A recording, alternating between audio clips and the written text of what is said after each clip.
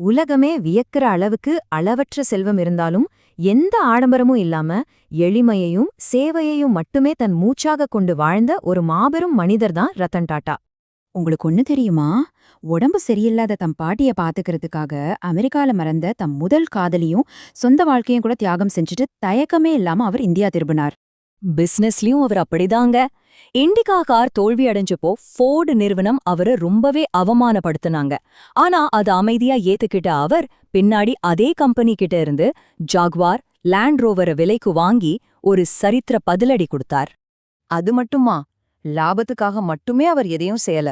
மழையில நனைஞ்சிட்டு போற ஒரு சாதாரண குடும்பத்தை பாதுகாக்கணுங்கிற அந்த ஒற்றை நோக்கத்துக்காகத்தான் உலகத்திலேயே மிக மலிவான டாடா நானோ காரை வெறும் 1,00,000 ரூபாய்க்கு அவர் உருவாக்குனாரு.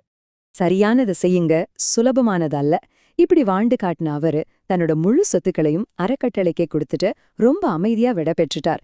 பணத்தை மட்டுமே தேடி ஓடுற நமக்கு ரத்தன் டாட்டாவோட வாழ்க்கை உண்மையிலே ஒரு மிகப்பெரிய பாடம் இல்லையா?